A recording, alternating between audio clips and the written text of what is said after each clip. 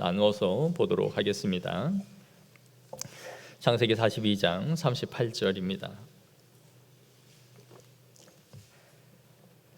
우리 한 목소리로 먼저 38절 읽겠습니다. 시작. 야곱이 이르되 내 아들은 너희와 함께 내려가지 못하리니 그의 형은 죽고 그만 남았습니다. 만일 너희가 가는 길에서 재난이 그에게 미치면 내가 내 흰 머리를 슬퍼하며 수월로 내려가게 함이 되리라. 아멘. 43장 13절 15절 함께 보겠습니다. 시작. 내 아우도 데리고 떠나 다시 그 사람에게로 가라. 전능하신 하나님께서 그 사람 앞에서 너희에게 은혜를 베푸사 그 사람으로 너희 다른 형제와 베냐민을 돌려보내게 하시기를 원하노라. 내가 자식을 잃게 되면 이르리로다. 그 형제들이 예물을 마련하고 갑절의 돈을 자기들의 손에 가지고 베냐민을 데리고 애굽에 내려가서 요셉 앞에 서니라. 아멘. 어릴 때 아이들을 키우다 보면 아이들이 갖고 있는 그 애착의 대상이 있습니다. 애착 이불, 애착 인형, 이렇게 아이들이 어디를 가든지 손에 쥐고 놓지 않는 그 애착의 물건들이 있기 마련이죠. 우리 첫째 아이는 키울 때 엄지손가락을 그렇게 빨았습니다. 그리고 그냥 빤 게 아니고 항상 손에 손수건 하나를 쥐어주면 그 손수건을 쥐고 손가락을 빨았어요. 얼마나 오래 이 손가락을 빨았는지 엄지손가락에 굳은 살이 박히고 또 다 짓물러서 이 손가락에 저러다 변형이 오지 않을까 싶을 정도로 손가락을 많이 빨았습니다. 아이가 잠을 자려고 할 때 자신의 심리가 불안한 때가 되면 항상 그 손가락이 입에 들어갔고 거기에 손수건을 쥐어주면 마음의 평안함에 아이가 잠을 들었습니다. 이렇게 자라면서 아이는 더 이상 이 애착의 대상이 필요가 없다라는 것을 조금씩 알아가죠. 그러면서 그 애착에 집착을 하지 않게 됩니다. 하지만 어른이 되었다 해서 우리가 집착에 하지 않고 살아가느냐, 그렇지 않습니다. 집착의 대상이 바뀔 뿐이죠. 좀 더 고급지고 좀 더 화려하고 자신의 의미를 가져다 줄 수 있는 것에 애착을 갖고 살아가는 것이 인간입니다. 지난주에 우리가 살펴봤듯이 야곱에게는 자신의 애착의 대상이 바로 베냐민이었죠. 요셉을 잃고 난 후에는 그 애착의 대상을 베냐민으로 치환해서 끊임없이 베냐민을 끼고 돌았습니다. 가족의 식량이 다 떨어져 갔지만 야곱은 베냐민을 함께 형제들과 보내지 못합니다. 오늘 38절에 보면 야곱이 이르되 내 아들은 너희와 함께 내려가지 못하리니 라고 말해요. 나머지 아들은 내 아들이 아닙니까? 다 지 아들이죠. 근데 베냐민은 내 아들이래요. 내 아들은 데려가지 못한다. 얼마나 그가 이 베냐민의 편애를 하고 있는지를 보여주죠. 그래서 아들들 사이에 이제 설전이 벌어집니다. 야곱은 아들들에게 이런 사사로운 일들까지 시시콜콜 다 이야기를 해서 베냐민까지 함께 너희에게 가게 같이 하고 공궁에 처하게 할 이유가 무엇이냐라고 화를 냅니다. 36절 앞에 보십시오. 그들의 아버지 야곱이 그들에게 이르되 너희가 나에게 내 자식들을 잃게 하도다. 요셉도 없어졌고 시므온도 없어졌거늘 베냐민을 또 빼앗아 가고자 하니 이는 다 나를 해롭게 함이로다. 니들은 뭐 일만 했다 하면 자식을 하나씩 없어지게 만드냐라는 거죠. 아들들은 우리가 정탐꾼을 몰렸고 그가 하나하나씩 우리에게 소상히 물어봤고 그 와중에서 우리가 대답하지 않을 수 없었으니 우리가 이런 말을 했다 하여 베냐민을 정말 데려오라고 할 거라고 상상이나 했겠느냐라고 항변합니다. 그러자 르우벤이 나서서 말해요. 만약에 베냐민에게 무슨 일이 생긴다면 내가 그를 아버지께로 데려오지 아니하거든 내 두 아들을 죽이소서 그를 내 손에 맡기소서 내가 그를 아버지께로 데리고 돌아오리이다. 자신이 확실하게 막내 베냐민을 데리고 오겠다라고 말하는 거죠. 그런데 여러분, 그의 말이 너무 극단적이지 않습니까? 내가 내 동생을 데려오지 못하면 두 아들을 죽이랍니다. 어느 할아버지가 아들 하나 잃었다고 두 손자를 죽이겠어요? 장자랍시고 아버지를 설득하겠다고 나선 르우벤의 이런 태도는 오히려 야곱에게 신뢰를 주지 못하죠. 그러자 이제 유다가 나서서 아버지를 설득합니다. 43절 9절에 내가 그를 위하여 담보가 되오리니 아버지께서 내 손에서 그를 찾으소서 내가 만일 그를 아버지께로 데려다가 아버지 앞에 두지 아니하면 내가 영원히 죄를 지으리이다. 유다가 누구를 걸고 맹세합니까? 자기 자신을 걸어요. 루벤은요, 지 자식을. 이게 안 되면 내가 네 성을 갈겠다. 자기한테 거는 게 아니라 이 루벤은 자식을 걸죠. 아니, 저보다도 소중한 게 자식이니까 자식을 걸죠 라고 내가 얼마나 이것이 진심인지를 말해주는 거다라고 할 수 있겠지만, 여러분, 이것은 사실 실효성이 없는 맹세죠. 자신을 거는 유다와 자기 자식을 걸고 말하는 루벤, 비슷한 것 같지만 다릅니다. 여기서 우리는 진정한 리더가 누구인지를 보게 돼요. 리더는 소리를 내는 사람이 아니라 그 벌어진 일에 책임을 지는 사람이 리더입니다. 말쟁이는 세상에 많죠. 뭐든 비판하고 말 잘하고 그들이 하는 말이 틀린 말이 없습니다. 하지만 그것을 해결하기 위해서 자신이 나서지 않고 책임지지 않고 말하는 사람들이 훨씬 많습니다. 세상은 이런 말쟁이들 때문에 시끄럽고 말쟁이들 때문에 분란이 일어나요. 입이 달렸다고 하고 싶은 말은 저 한마디씩 하지만, 그래서 그 일을 위해서 당신이 무엇을 하겠습니까? 라고 말하면 나는 아니에요, 다른 사람이 해야죠 라고 은근슬쩍 뒤로 빠지는 거죠.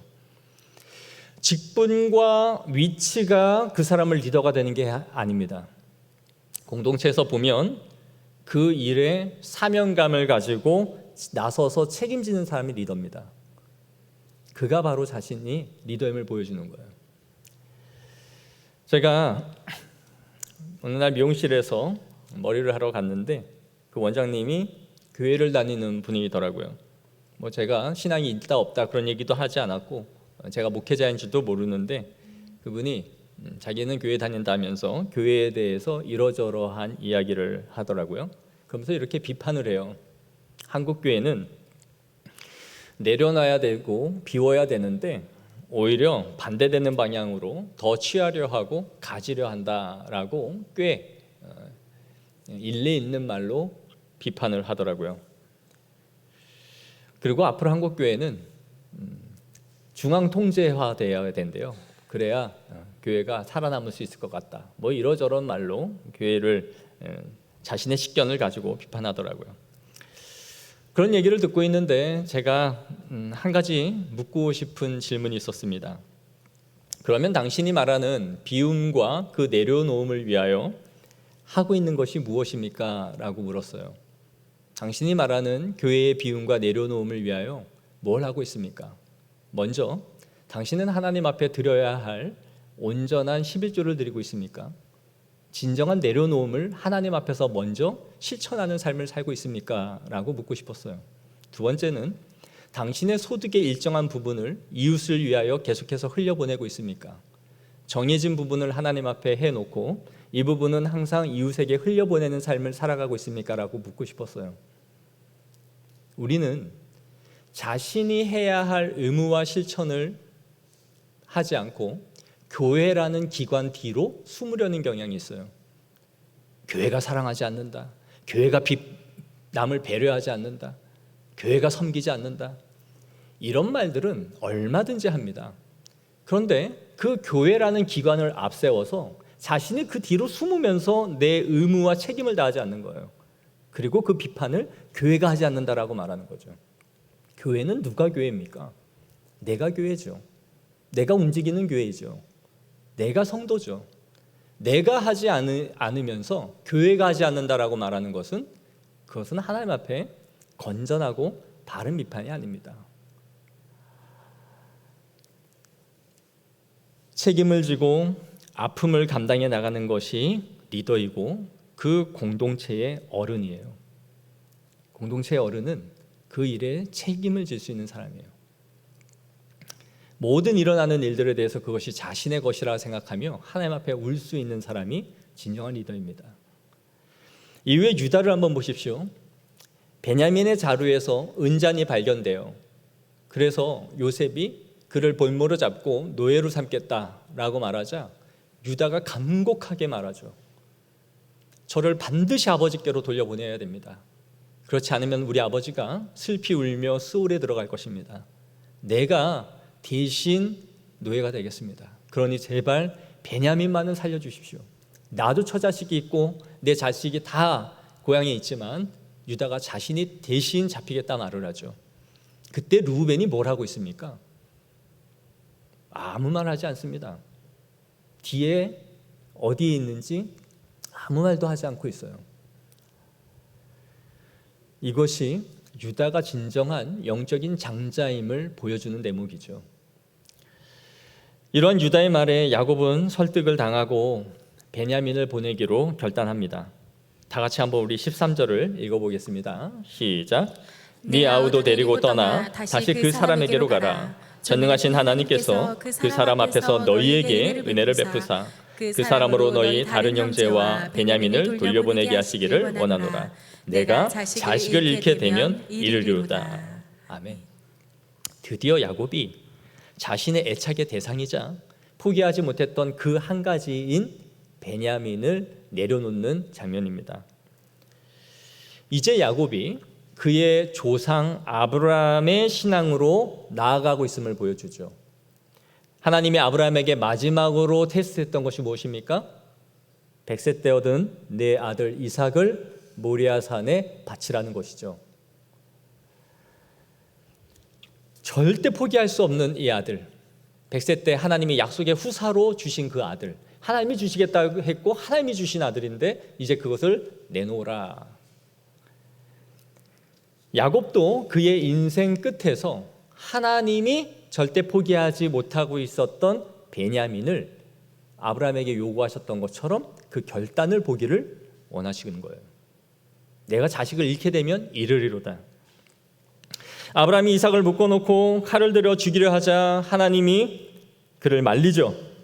그리고 그에게 예비하신 양이 따로 예물이 있다라고 말씀하십니다. 그리고 뭐라 말씀하십니까? 사자가 이르되 그 아이에게 내 손을 대지 말라. 그에게 아무 일도 하지 말라. 내가 내 아들 내 독자까지도 내게 아끼지 아니하였으니 내가 이제야 네가 하나님을 경외하는 줄을 아노라. 하나님이 이삭을 죽이려는 것이 목적이었습니까? 아니죠. 하나님은 아브라함의 믿음을 보고 싶으셨던 겁니다. 네가 어디까지 나를 순종하고 어디까지 내려놓을 수 있는지를, 어디까지 포기하는지를 나는 그 믿음을 테스트하겠다. 그게 그의 최종적인 마지막 테스트였던 것이죠. 하나님은 이 시점에서 아브라함에게 요구하셨던 그 최종의 시험처럼 야곱이 130세가 되어서도 놓지 못하고 있는 베냐민을 포기하는 것을 보기를 원하셨던 거예요. 내가 자식을 잃게 되면 이르리로다. 죽이시는 이도 하나님이시오 살리시는 이도 하나님이시다. 이것을 자신이 고백하게 됐던 것이죠.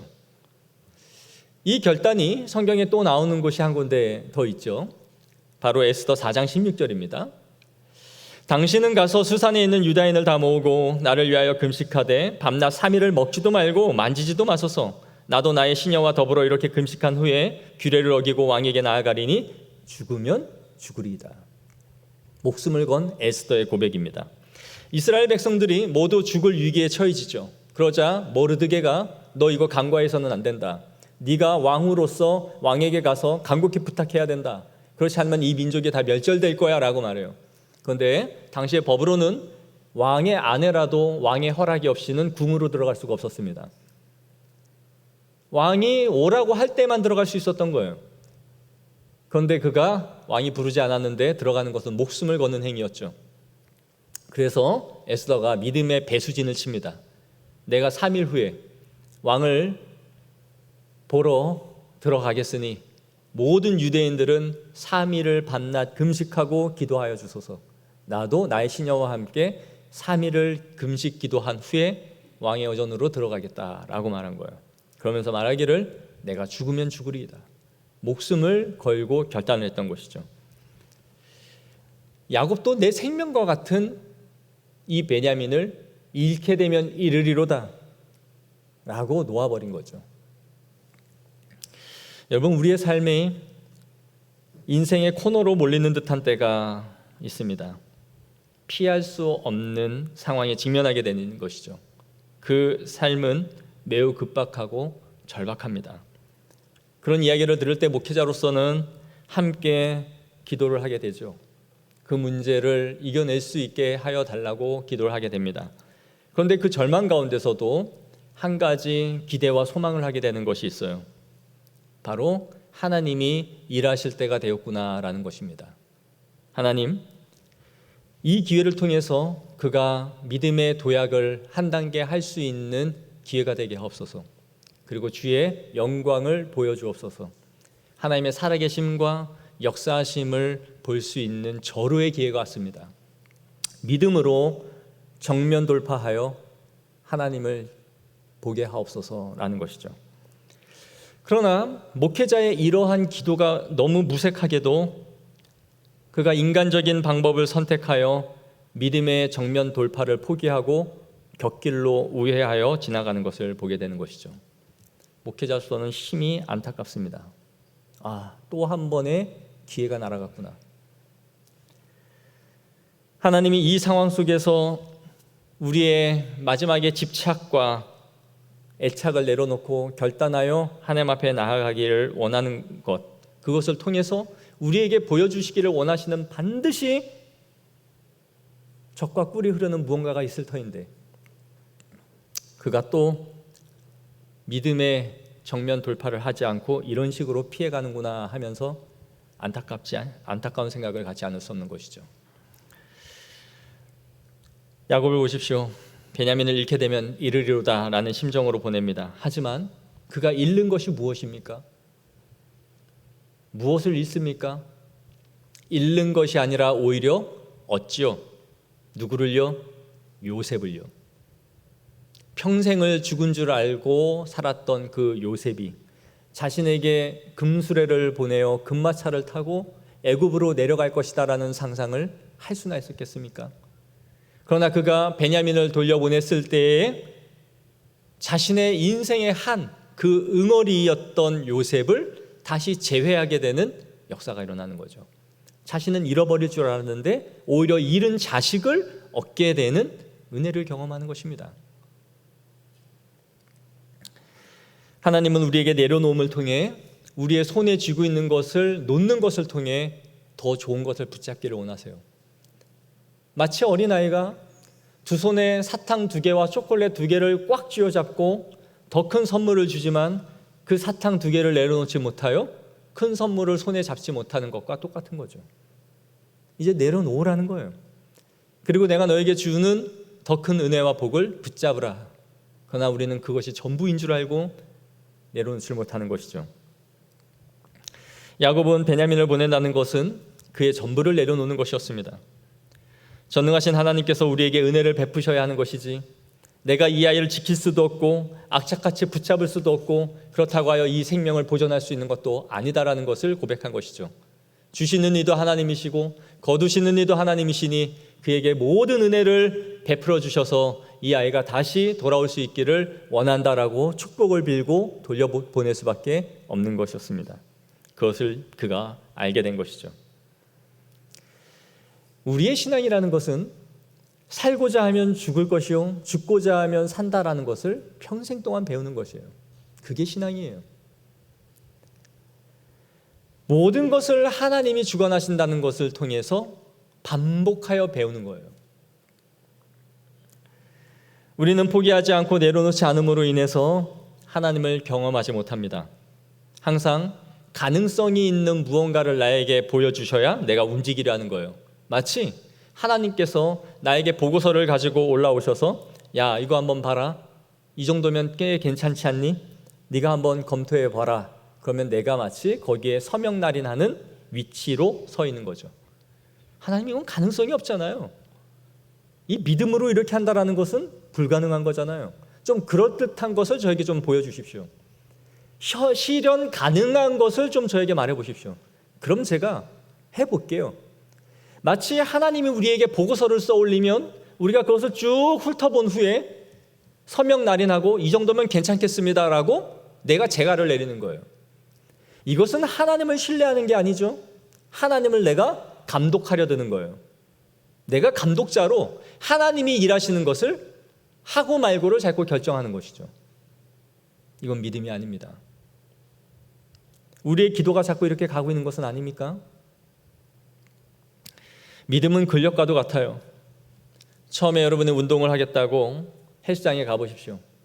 벤치프레스를 하나도 올리지 못해서 덤벨을 아무것도 끼지 않고 빈 바를 잡고 올려도 팔이 후들후들거리고 식은땀이 줄줄 날 겁니다. 그러나 한두 개를 올리다 보면 3개가 되고 5개가 되고 어느 날은 10개가 되죠. 그리고 그것을 수개월 동안 하다 보면 10개씩 3세트를 하는 자신을 보게 되는 것입니다. 신앙은 바로 이런 것과 같아요.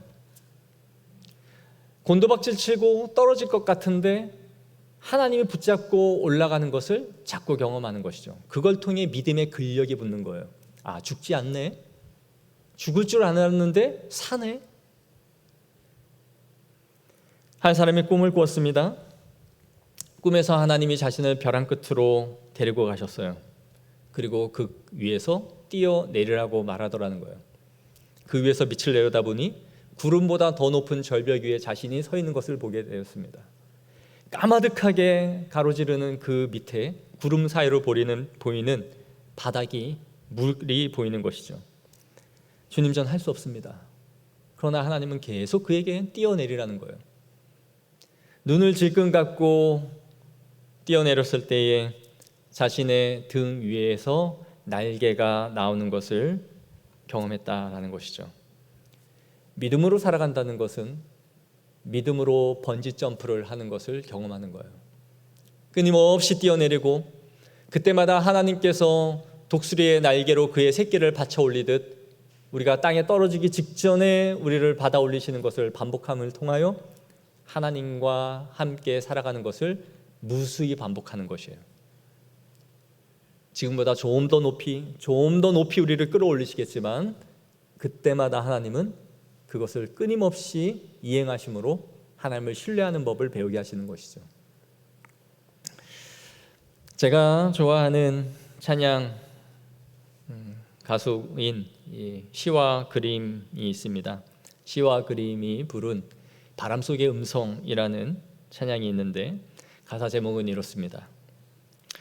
더 이상 물러설 땅이 없다고, 더 이상 내디딜 곳이 내겐 없다고, 나를 미르시는 주님의 강한 손은 이미 나를 절벽에 세웠다고, 내 기도 메아리쳐 돌아오고 그 작은 바람만 불면 떨어질 그때쯤 주님 내 마음에 주시는 강한 음성, 좁은 땅 위에서 날아오르라고, 너는 나를 수 있다고, 저 하늘 그 위로 나와 함께 날아가자고, 아무런 두려움 없이 해지는 바다를 향해 날아가는 너를 보고 싶다고, 때론 모진 바람으로 너의 이 비행이 순탄하지가 않다 해도 추락을 두려워 말고 너의 절벽 끝에 서서 당당히 날아오르라고. 이것이 믿음의 도약을 우리에게 하길 원하는 주님의 세미한 음성이지요. 우리가 하나님 앞에 포기한다는 것은 불교에서 말하는 무소유나 비움을 말하는 게 아닙니다. 아무것도 바라지 말고 마음을 비워서 세상에 무엇을 보든 그 물질에 대한 집착이나 애착이 없는 상태에 이르는 것이 비움이 아닙니다. 성경에서 내려놓는다는 것은 내가 모든 것을 갖고 있지만 그 주권을 하나님 앞에 이양한다라는 걸 의미하는 거예요. 우리나라가 가슴 아픈 역사이지만 신탁 통치를 받은 시절이 있었습니다. 나라가 안정되지 못해서 유엔의 결정에 따라 우리나라가 안정을 찾을 때까지 그들이 대신해서 우리나라를 통치하는 거죠. 그러나 여러분, 우리는 진정한 신탁 통치를 받아야 됩니다. 한자에서는 다르죠. 이 하나님이 우리를 다스리시고 우리는 그분에게 의탁하여 맡기는 신탁 통치가 우리에게 이루어져야 되는 거예요. 그것이 하나님 앞에 주권을 이양하는 거예요. 우리가 불완전하기 때문에, 우리가 연약하기 때문에 맡기는 것이죠. 왜 하나님은 우리에게 자꾸 주권을 포기하라라고 말합니까? 그것이 우리에게 행복하기 때문이에요. 주님께서 주시는 평안은 내가 주님께 맡길 때에만이 오는 것이기 때문이죠. 여러분, 주권을 갖고 있다는 것은 내가 모든 것에 책임을 진다라는 의미입니다. 집에서도 재정을 관리하는 사람이 있죠. 그 재정을 담당하는 사람, 집에서 항상 큰 소리를 치기 마련입니다. 그러나 재정을 맡는다는 것은 거기에 대해 책임을 진다라는 걸 의미하는 거예요. 무엇이 잘못됐을 때에 그것에 대해서 자기가 책임을 진다라는 거죠. 하나님께 주권을 양도할 때에 하나님은 우리에게 참된 평안과 쉼을 주시는 겁니다. 공중나는 새를 보라. 심지도 않고 거두지도 않고 창고에 들이지도 않는다. 너희 하늘 아버지께서 너희를 그렇게 기르신다라는 것을 말씀해 주시는 것이죠. 들의 백합화를 보라. 그들이 어떻게 자라가는지를 보라는 것이죠. 수고도 아니하고 길쌈도 아니하고 그렇게 있지만 내가 입히고 먹이고 자라게 하신다라는 겁니다. 그런데 하물며 너희일까 보냐? 이 믿음이 작은 자들아. 들의 꽃도 입히고 먹이고 공중나는 새도 다 하나님이 그들이 먹을 것을 내려주시는데 너희들은 뭐가 그렇게 두려워서 나에게 맡기지 못하고 살아가느냐라는 것이죠. 하버드 대학에서 박사학위를 받고 보장된 미래와 명예와 평안함과 안락함이 자신에게 보장되어 있었지만 하버드 대학의 박사학위를 포기하고 하나님의 뜻에 따라 선교사로 자원한 이용규 선교사님이 계십니다. 몽골 울란바토르에서 섬기다가 지금은 인도네시아 자카르타 국제대학교를 설립하시고 운영하고 계시죠. 2006년도에 저 내려놓음이라는 책을 쓰셨는데 출간하여 76만 부가 팔렸습니다. 기독교인뿐만이 아니라 비기독교인들도 저 책을 읽고 많은 감동을 받았다 그래요. 이 책에 보면 하나님이 우리를 광야로 몰아가시는 이유에 대해서 말씀합니다. 하나님이 우리를 광야로 이끌어 가시는 이유는 우리가 익숙한 곳에서는 하나님을 의지하지 않기 때문이다라고 말해요. 예측할 수 없고 누구의 도움도 받을 수 없는 환경으로 하나님이 우리를 몰아가셔야 우리가 하나님을 의지하기 시작한다라는 거죠. 한 번도 가보지 못한 곳, 나 홀로 서 있는 곳, 그래서 너무너무 두려워서 하나님밖에 찾을 수 없는 환경으로 우리가 가야 하나님을 의지하게 된다는 거예요. 그래서 광야길에 섰을 때에 우리는 더 쉽게 하나님을 만나게 된다라고 말해요. 그래서 하나님은 우리를 지속적으로 광야로 밀고 가셔서 하나님을 의지할 수밖에 없도록 모든 의지할 경로들을 차단시켜서 하나님을 찾게 하시고 그분 앞에 뜻을 구하도록 우리를 이끌어 가신다라는 거예요. 그래서 광야는 하나님을 만날 수 있는 더 쉬운 곳이다라고 말하는 것이죠. 그러므로 저는 역설적이게도 여러분에게 길이 막히기를 축복합니다. 아무도 아멘 안 할 줄 알고 있습니다. 그러나 때론 광야에 서게 하는 축복을 여러분이 경험하시기를 축복합니다. 그리하여 여러분의 인생 가운데서 하나님을 의지하며 살아가는 것이 무엇인지를 배우는 축복이 있기를 원합니다. 얼마나 많은 사람들이 자신의 인생에서 광야를 경험해 보지 못했기 때문에 하나님을 만나지 못하고 살아갑니까? 지가 열심히 하면 다 되는 줄 알고, 힘이 있으면 다 되는 줄 알고, 지머리로 성공하는 줄 알고, 갈 때 못 갈 때 다 돌아다니면서 다 하고, 인생의 절박함과 코너로 몰려본 적이 없기 때문에 지가 인생의 주인인 줄 알고 그렇게 인생을 살다가 지옥의 낭떠러지에서 서서 인생의 끝을 맺지요. 하나님이 여러분을 인생의 광야로 몰아가시고 있다면 여러분은 축복받은 겁니다. 진정으로 여러분을 사랑하고 계신 겁니다. 모든 세상을 차단시키셔서 하나님밖에 볼 수 없도록 오도 가도 못하도록 우리를 이끌어 가신다면 그때가 하나님이 역사하실 때이기 때문입니다. 그때 우리는 다 하나님을 절박하게 붙잡게 되고 하나님은 그때마다 우리에게 손을 내미십니다. 그러므로 어떤 의미에서 우리에게 매일 순탄하고 매일 평탄하며 일상이 반복되는 것은 복이 아닌지 모릅니다. 주님은 때로 우리에게 거친 바람을 불게 하셔서 피할 바위를 찾게 하시고 그 광야에서 주님을 보게 하심으로 하나님의 일하심을 보게 하시기 때문입니다. 그 은혜가 여러분에게 있기를 원하십니다. 그리고 그렇게 찾는 자들에게 하나님은 반드시 힘을 주시고 역사하시고 일하십니다. 내가 살아있다. 사랑하는 성도 여러분, 하나님 앞에 내 자신의 운명을, 목숨을, 자녀를, 물질을, 건강을, 이직을, 취업을, 결혼을 맡기십시오. 그리고 순간순간마다 하나님을 의지하겠다라고 믿음의 결단을 하십시오. 그때마다 하나님은 그 광야에서 우리에게 세민하게 하실 것입니다. 그 광야에서 끌어올리시는 반복된 나의 뛰어내림과 반복된 건지심을 통해 우리의 믿음이 자라가는 거예요. 그걸 통해 여러분들은 신앙의 묘미를 배울 겁니다. 주님과 함께 동행하는 삶이 이런 거구나. 주님과 함께 급류 타는 인생이 이런 거구나. 급류 타보셨습니까? 아직 비싸서 못 탔는데요. 1코스에서 3코스까지 난코스들이 있죠. 사람들은 그 스릴을 즐기러 가는 겁니다. 배가 뒤집어질 것 같고 출렁이지만 더 힘든 코스로 올라가요. 배를 끌고. 그리고 그 위에서 그 풍랑을 즐기죠. 죽지 않는다는 것을 알아요.